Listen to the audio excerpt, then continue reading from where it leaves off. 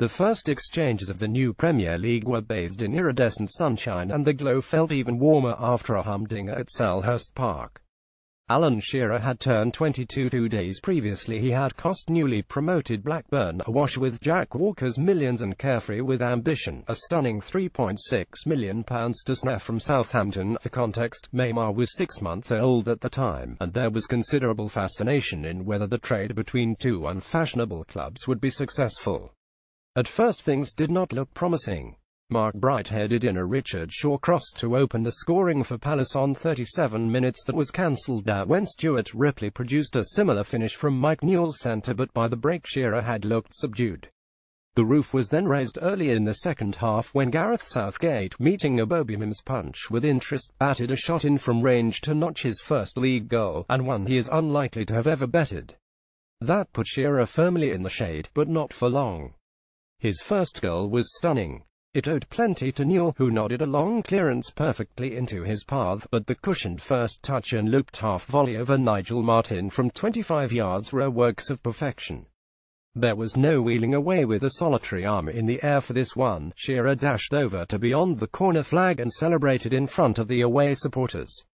He could do so again 15 minutes later, bringing the ball in from the left and, unhindered by the home defence, curled with deadly accuracy past Martyn, who was a little slow to get across if we are being fussy, from a similar distance. Simon Osborne equalised at the death, but the new signing's contribution had signposted a new era, even if nobody could quite anticipate just how spectacular his career, and indeed the pull of the Premier League, would go on to be. Not to Jurgen Klinsmann. Tottenham v Sheffield Wednesday, 1994. The summer of 1994 was ostensibly a grim one for Tottenham. After being found guilty of making irregular payments to players, they were fined £600,000, docked 12 points and banned from the FA Cup. The fine was later increased, but the other punishments removed, so they seemingly tried to wash their troubles away by recruiting an absurd coterie of super-glamorous players. Ilie Dumitrescu and Gica Popescu were brought in from Steaua Bucharest and PSV respectively, but the real jewel was of course Jurgen Klinsmann, bought from Monaco. "We had to buy someone big because people were doubting our commitment," said manager Ossie Ardiles. Big, yes, but not exactly a sure thing. Klinsmann was 30, had only scored 10 goals the previous season after missing chunks of it with a knee injury. But any suggestion he would be a dud were dispelled 82 minutes into his debut, against Sheffield Wednesday at Hillsborough.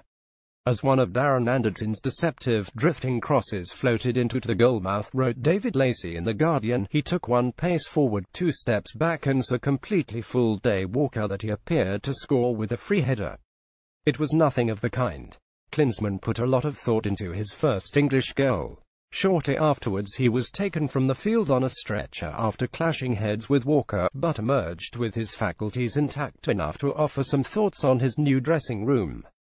"The chaps accepted me immediately," he said.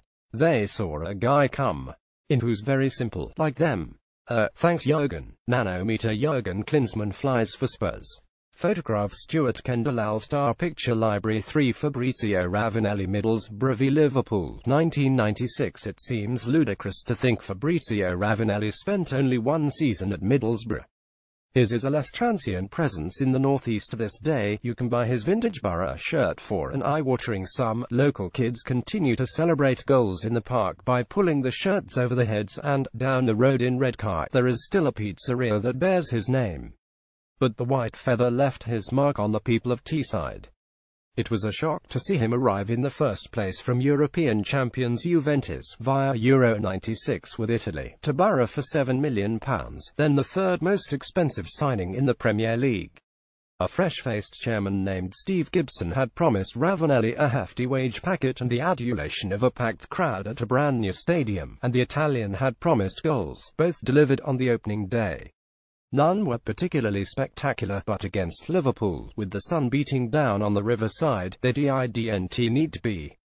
Thrice the Merseyside side went ahead. Thrice Ravanelli scored, the first a penalty blasted into the top corner after Juninho had been felled, the second a poacher's tap-in, the third an instinctive finish after pouncing on a loose ball. Each time Ravanelli celebrated with as much vigour as he had a couple of months previously after scoring in the Champions League final. By the season's end, Ravanelli had scored 31 goals in 48 games, leading Borough to 2 cup finals. But owing in part to a 3-point deduction for cancelling a game against Blackburn Rovers in December, they were also relegated, with Ravanelli swiftly moving on to the sunnier shores of Marseille. It would not be until Alan Boxick's arrival in 2000, who also enjoyed a fine opening day debut for Borough, scoring twice and assisting Joseph Desiré-Job for the opener at Coventry, that Middlesbrough fans would see a more naturally gifted striker. MB4 Michu Swansea v QPR 2012. Some players burn brightly, but briefly. For a short time Michu burned like magnesium, a light enhanced by his relatively modest transfer fee in a world where money was taking over everything. Michu would not only become a fine player for a season at Swansea, but a yardstick against which all other transfers would be judged, his £2.5 million fee used as a stick with which to beat every other club in the Premier League.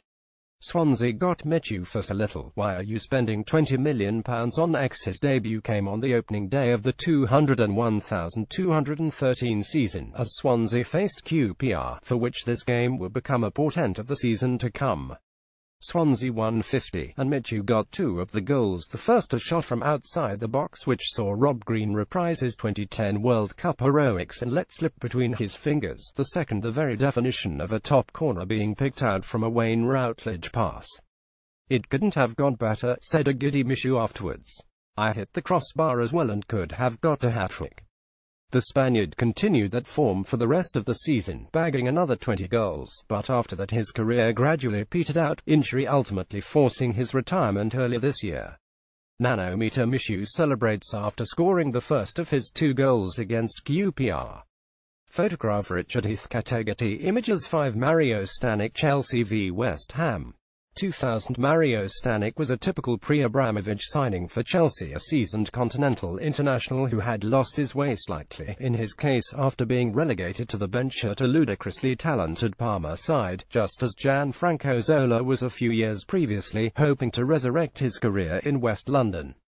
Stanic would not go on to have the same impact at Chelsea that Zola did, playing 59 times in 4 injury-hit years before retiring aged 32, but he started in glorious fashion on the first day of the 200,001 season. Chelsea were leading West Ham 21 with 12 minutes to go, when Dennis Wise threaded a bouncing ball through to the Croatian. Stanic took the ball on the turn, juggled the ball forward once on his thigh, one with his favoured right foot, before lashing a looping volley into the top corner from 30 yards out. "Woo it!" screamed commentator Simon Brotherton, echoing the thoughts of grown men and women across the country. For younger readers, imagine Jeff Hendrick's strike against Bournemouth last season, but picture him 15 yards further out, add a couple of more keepy-uppies, and you're in the ballpark. 6 minutes later, Stanic scored again from a corner to make it 42, rising above 2 markers to plant a neat header past Shaka Hislop. Not a bad way to start, but Stanic would never hit the same heights again. MB6 Dave Kitson Reading v Middlesbrough 2006. Opening day giveth, and opening day taketh away. Dave Kitson had been a decent Football League striker for the first 6 years of his career, then a stack of goals in 200,506 helped Reading into the top flight for the first time in their history. Little was expected, and by the 21st minute of their opening game they were 20 down to Middlesbrough, and it looked like a long season lay ahead. Kitson missed a free header shortly afterwards, but a couple of minutes before half-time, he jabbed a sulky high-iron cross home to score Reading's first ever top-division goal, and start a comeback that eventually ended in a 32 victory, but also an injury to Kitson. He hurt a knee, and a combination of that, a hamstring injury and an appendix removal, kept him out until January. A year later, however, Reading travelled to Manchester United on the opening day, and tactical necessities led to them deploying only one striker, meaning Kitson was on the bench. After 72 minutes he was called upon, joshing with the 4th official as he replaced Kevin Doyle, but 40 seconds later he was less delighted with those in charge, sent off after charging into a studs-up foul on Patrice Evra. "People have seen enough of me now to know my game is all about closing full-backs down, and that's all I tried to do," said Kitson.